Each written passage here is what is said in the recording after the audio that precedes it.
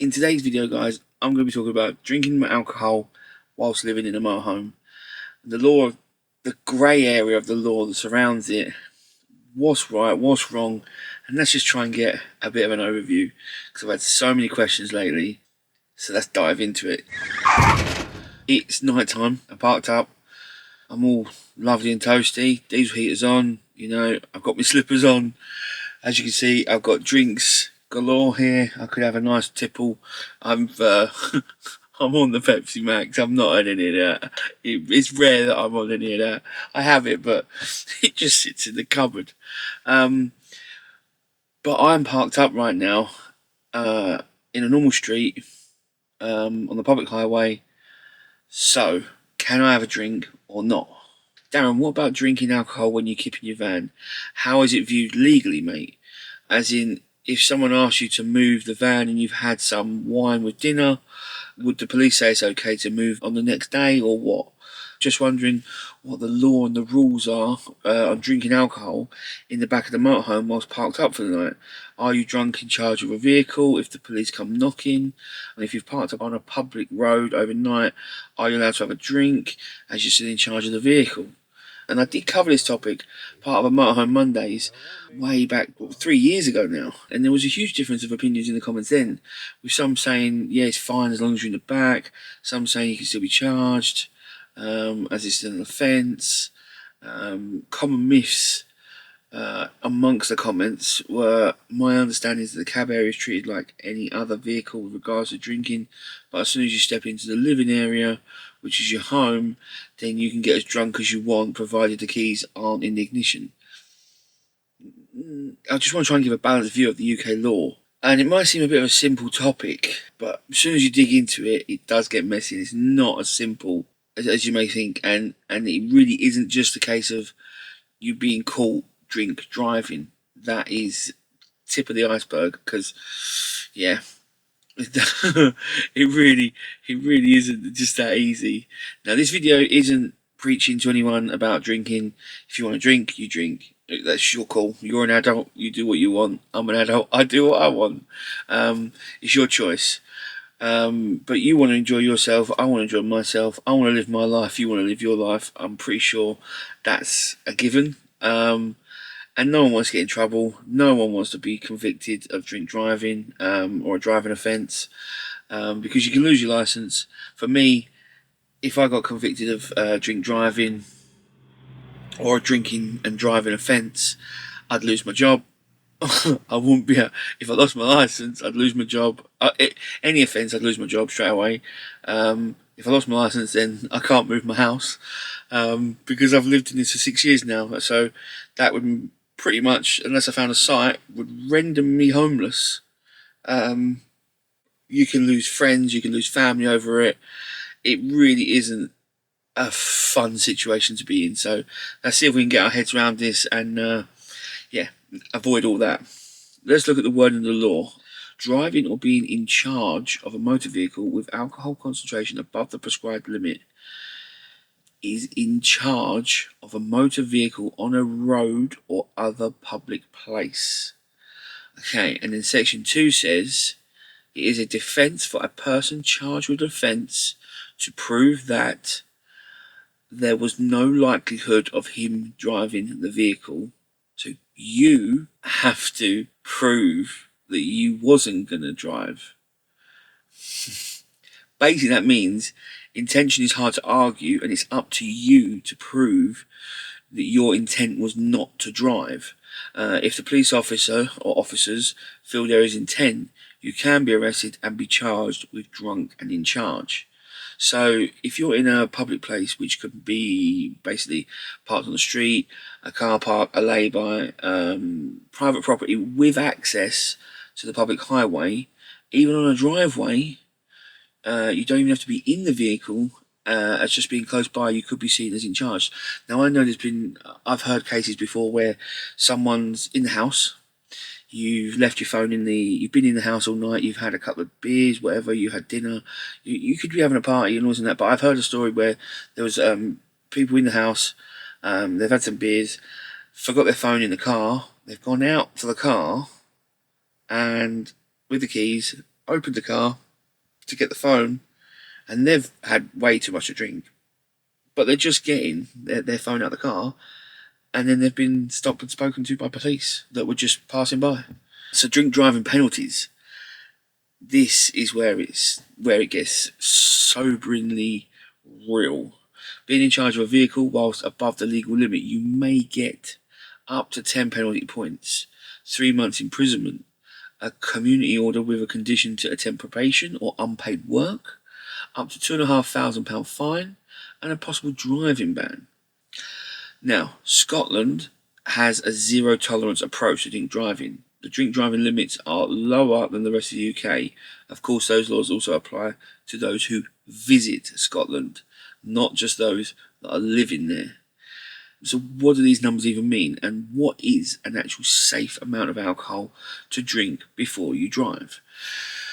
Now, drinking any amount of alcohol can affect your judgment, your reaction times, and how you react, how you do anything.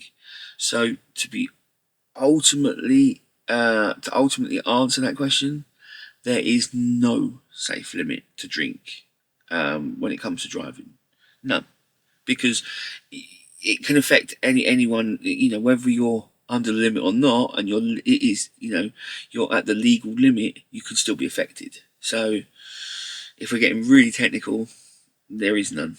The amount of alcohol you consume and remain under the legal limit differs from person to person.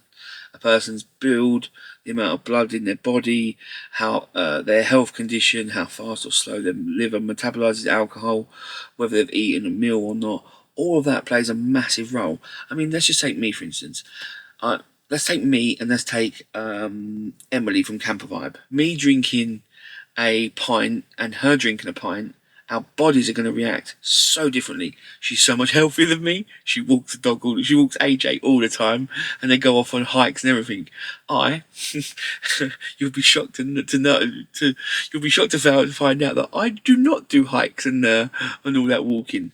So her health, her size, my health, my size, just them factors alone of us having a pint each will be completely different. One person can feel tipsy after 1 or 2 drinks, but another one could be stone cold sober, because they're used to it or because their body reacts better to it. So how do you stay under the limit? As there isn't a reliable way for everyone to keep under the limit, the best advice is, if you're planning on parking somewhere and you could have to move, the best advice is avoid alcohol. I'm sorry, but that is it. If there's any chance at all that you might be asked to move the vehicle or be challenged about drunk and in charge, that's really your only option. The packaging on those breathalyzers that you can buy, because you can get the little ones from Amazon and there's a few shops out there you can buy them from. You can buy them, but on the packaging they state that they're only to be used as a guide. The police breathalyzers and the police tests, because they can do the urine test, the blood test, or the breath test, they're calibrated all the time, and they really are, and I can't say this word, they really are accurate. There is a way to roughly calculate your alcohol with units of alcohol. So in the 1980s, units of alcohol were introduced in the UK to help people keep track of how much they had to drink. They're printed on the side of cans and bottles, so you can see there, 1.8.